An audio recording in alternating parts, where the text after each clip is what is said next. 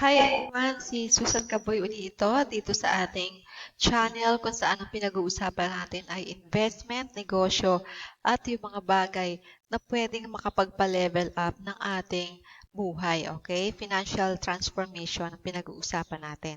Okay, so kung ikaw yung tao na mahilig sa ganitong klase ng videos, please make sure to stay and watch the entire video para wala kang ma-miss, okay? Pakihit mo na rin yung subscribe button and bell icon para wala kang ma-miss sa aking mga videos. Okay. Today's video, pag-usapan natin ito yung mga important tips kung paano ba gawin ang food truck business. Okay, so let's begin.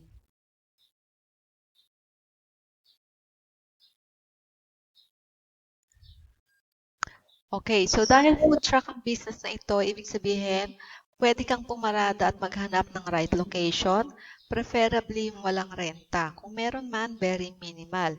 Okay, for example, malapit sa school, syempre maraming tao dyan, di ba? Maraming bata dyan, maraming parents, teachers, andyan na. Okay, so malapit sa basketball court, tapat ng palengke, or malapit din sa mga pasyalan. So since mobility ang usapan natin dito, you can transfer your food truck business from one place to another. Dapat hanap ka ng maraming food traffic. Okay, introduce ko si Truck Builders Philippines. Okay. Si Bontela Food Truck Builders Philippines is the country's first and only truck body fabrication company that has expertise on food trucks and other mobile businesses. Actually, marami nang existing ngayon, hindi lang siya, pero ito yung one of the best, okay? And the company aims to provide quality and affordable mobile businesses, especially to starting entrepreneurs, employees who want to start their own companies, OFWs, and ordinary Filipinos.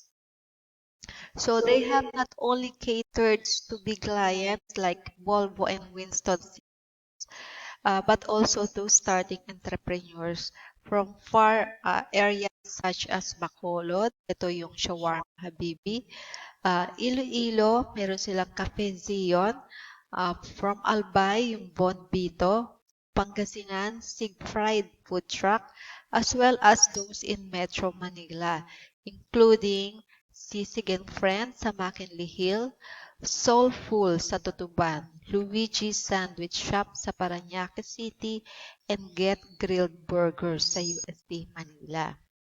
Okay, ano-ano ba yung mga ino-offer ni Bontela? So, they build and rent out food trucks, mobile parlor, mobile pet grooming salon, and other mobile businesses. So, hindi lang food trucks. Pwede rin mobile parlor, pet grooming salon. So, bahala ka. You can choose from any of those. So, their standard customized food truck packages includes, ito yung mga kung ano yung kasama sa food truck package. Customized food truck body and with doors and windows. Built-in outside tables for customers. Syempre, para merong kakainan yung mga customers mo, yung mga gusto mag-dine in. Stainless countertops with stoppers, circuit breaker, outlets, wiring, switches, and plug.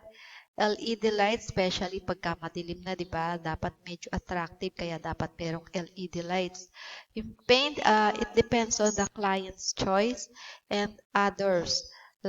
Kasama yung others ito, truck, body, seats and seat belts, fuel tank, interior, musical horns, and windows. Okay, they can also help with the installation of equipment. Meron kang gustong ipa-install na equipment sa loob ng food truck, sabihin mo lang sa kanila. So, layout and installation of stickers also. Pagdating naman sa business permit, processing, they can help you out. And also for business location. Okay? So, 5 reasons to get a mobile business. So, bakit mo kailangan mag-mobile business? Okay, compared to brick and mortar restaurant, yung mobile business is more than 70% less ang cost than ordinary business establishment. Okay, alam naman natin na napakalaki ng kapital kung magpapatayo ka ng sarili mong restaurant. Syempre, 'di ba? At least ito makakapili ka ng lugar kung saan mo dadalhin yung restaurant mo. Okay?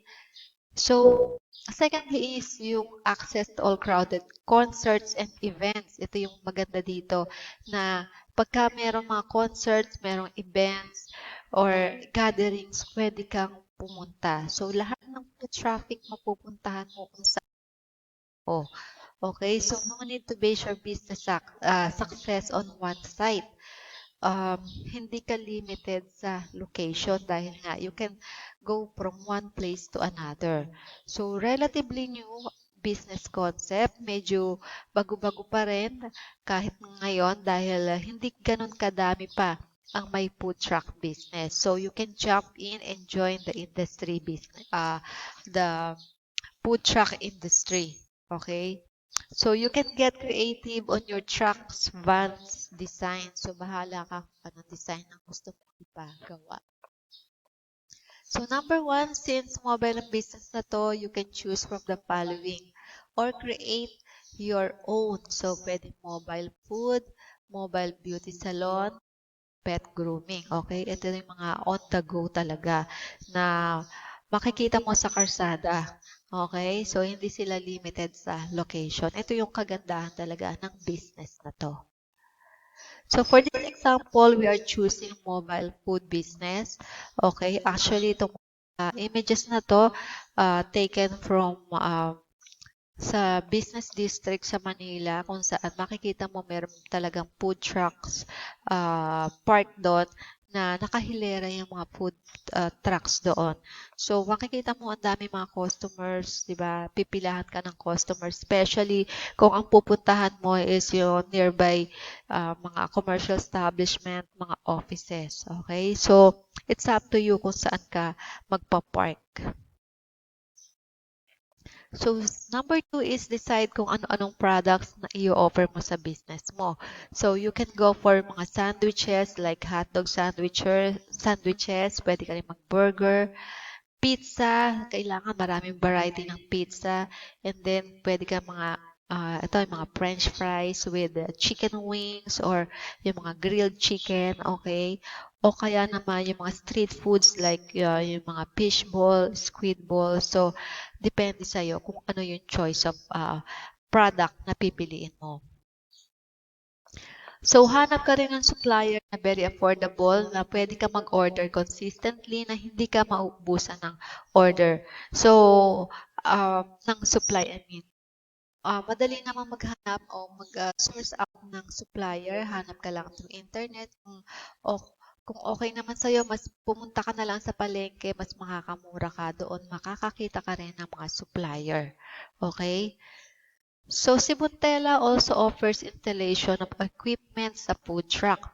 So, kung mag-offer ka ng ganitong product like ito yung hot dogs with roller, hotdog on roller. So, pwede mo ipa-customize sa kanila kung paano i-install equipment. Okay? So, number four, make sure that complete na lahat ng necessary things needed from utensils, oven, grill, freezer, or anything na gagamitin mo before starting the business operation. Okay? So, number five is hire your neighbor or kakilala na pwedeng pagkatiwalaan to help you as tindera. So, or much better, ikaw mismo para lesser ang operating expense mo. Delikado kasi na mag-hire ka ng someone na hindi mo pa naman kakilala, na you don't trust talaga.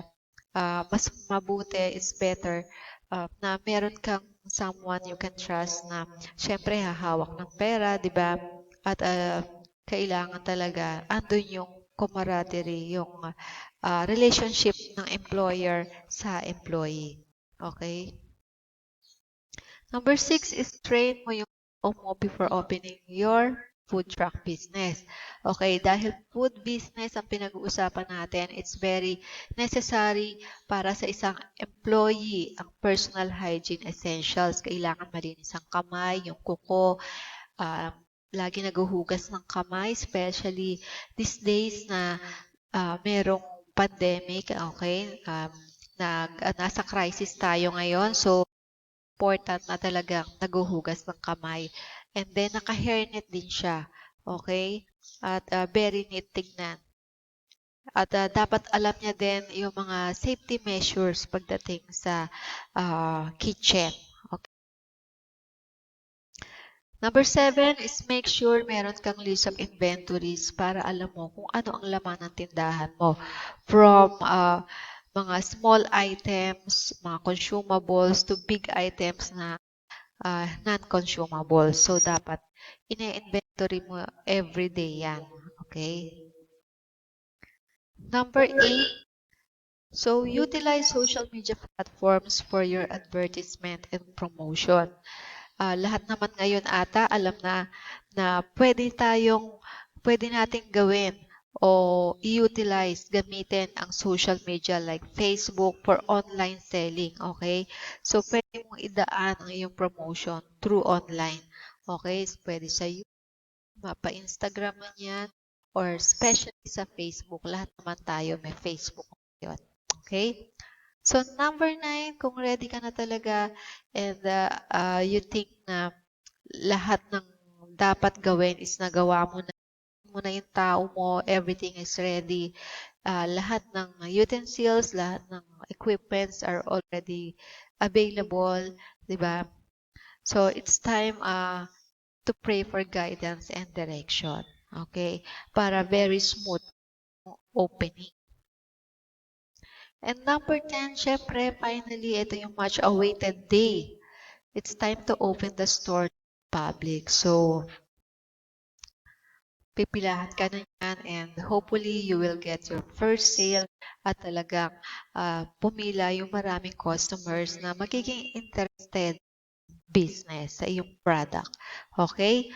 So, I hope meron kang natutunan dito sa ating short video na tinalakay today, ating in-explain today, itong food truck business. And if you are interested, kung ikaw ay isang OFW, isa ka mang simpleng ordinary na tao na meron kang kakayahan to invest in this kind of business or simply interested ka lang to know how this business goes and magkano ba ang investment, you can inquire or you can PM me or email me at susancabuay@gmail.com. Okay? So, thank you for subscribing and thank you for watching. Okay? And please also watch my other videos and i-like mo na rin yung aking videos. Okay? So, thank you for watching again and I hope to see you again for more videos. Okay? Bye-bye. God bless.